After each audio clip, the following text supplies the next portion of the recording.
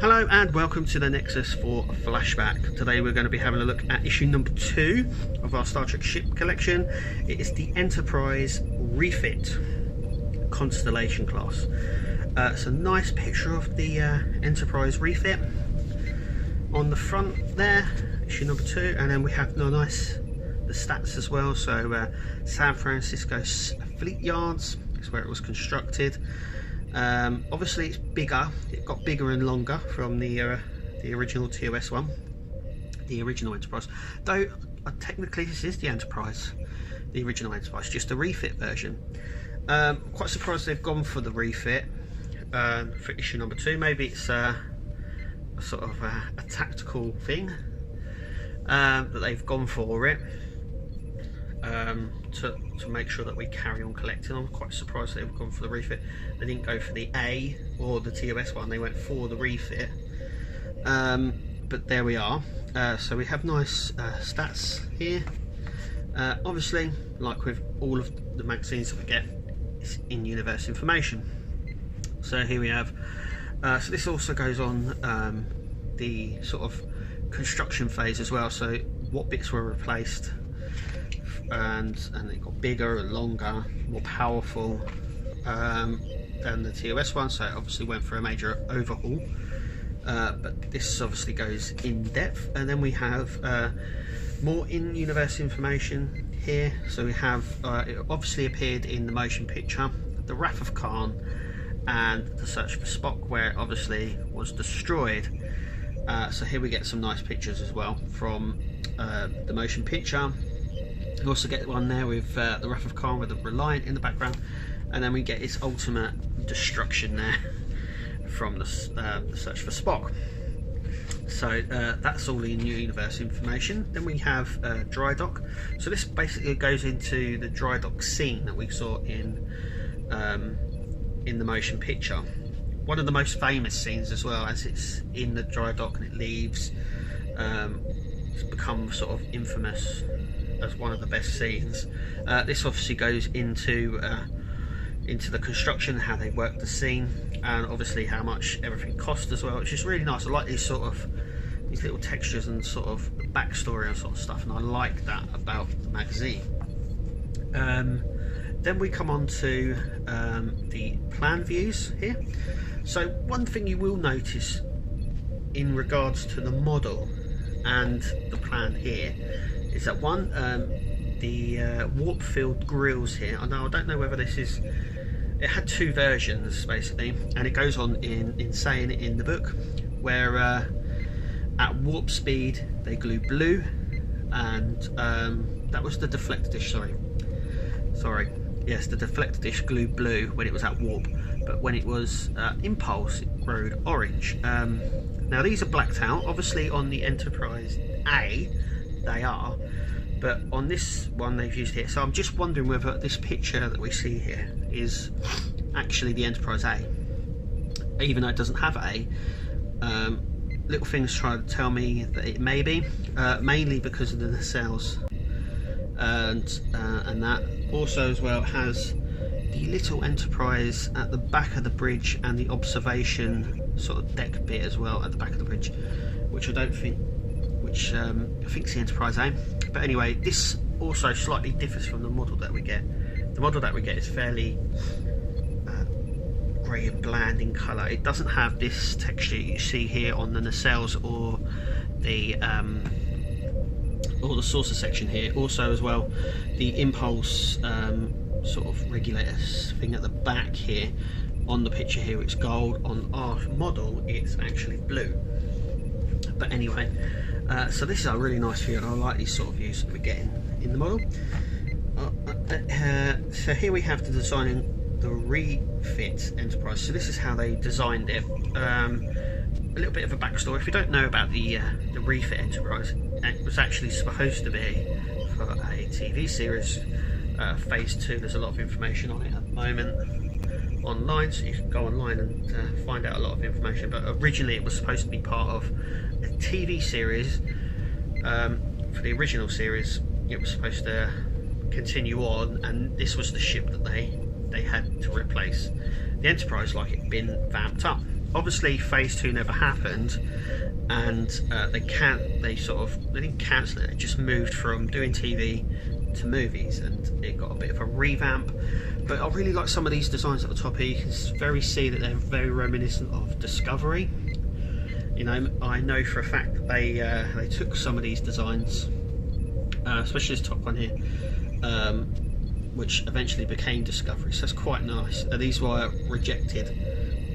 Also, the design underneath, I do believe, was actually made into a model and did appear in the film and in some other, I do believe it played in the Next Gen as well, as a background model, so that's quite cool as well. Then we come on to the more of the design factors, so how they designed the impulse engine at the back, the torpedo tubes, where all the cargo would go, where the I think this is the warp core here.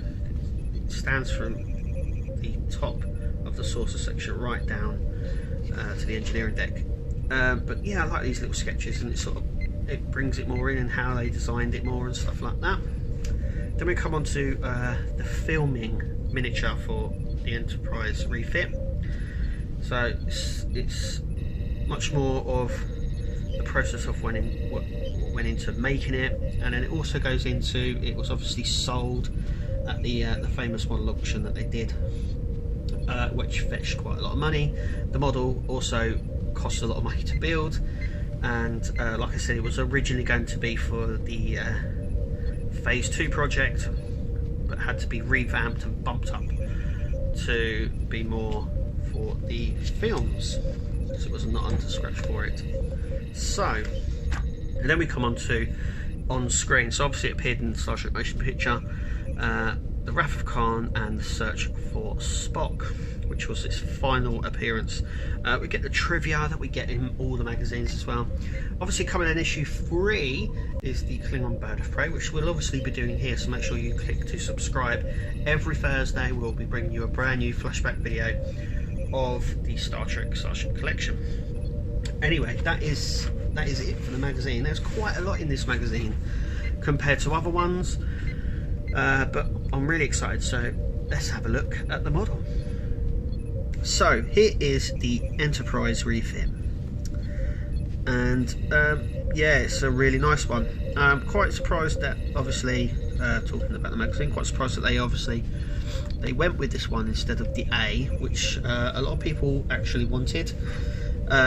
We do eventually get the A, so keep an eye on our channel. We'll be doing a review on that one eventually. But yeah, it's really nice. It's very basic as well, and I'll tell you why.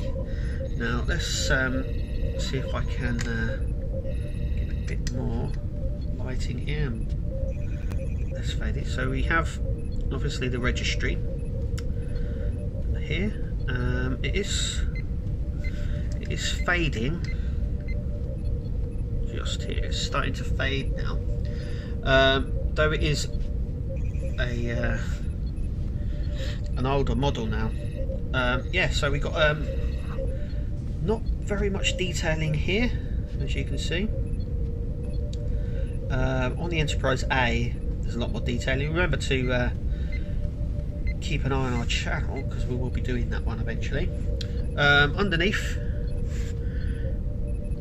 I'm going to try and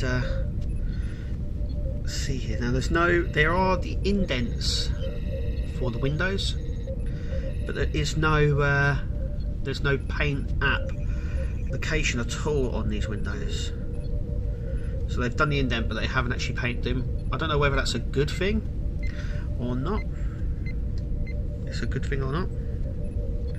As you can see, they are definitely there. They're just not painted. And I know about the paint applications they've been doing. Obviously we get some nice paint applications. I mean, the paint applications on this are actually really really nicely done. So we get like a gold dome there for the top of the bridge. We get the thrusters here. Underneath, these little indents here, I don't know how well that picks it up. Sort of.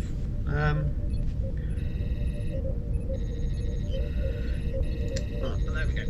So I'm trying to see, but these little they're slightly raised little phaser strips here. Nice sculpt there on the torpedo tubes there.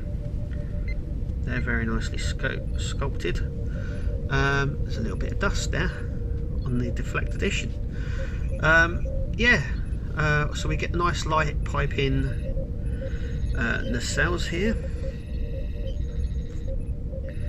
And we get the see-through deflector dish as well.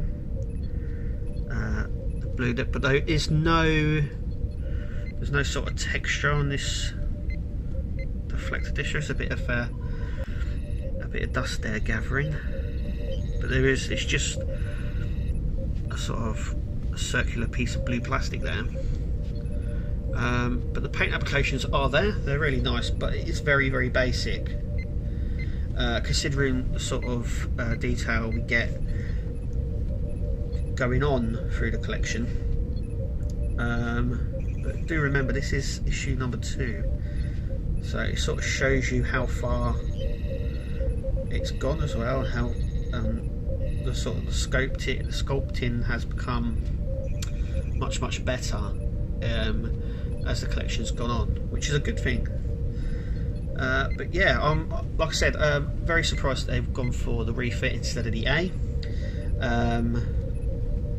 Considering there's slight changes, but not very much in that respect. I know the A's a much better version, and I know it's one that the fans like the most as well. I mean, they've even painted the impulse engines there. So it's just a really nice addition. Obviously, it's number 2. Like I said, I'm surprised they went with this one instead of the TOS version. But I think that's more of a. I think that was quite logical for them to do. I know they were going to do it. They were definitely going to do it. But doing it as the second one and the Enterprise D, I think a lot of people might have just collected them 2 and stopped. I think that was there, you know, to make sure we kept collecting. We should just do them. Anyway, that's us for Flashback. Thank you for watching. We'll see you at the next one.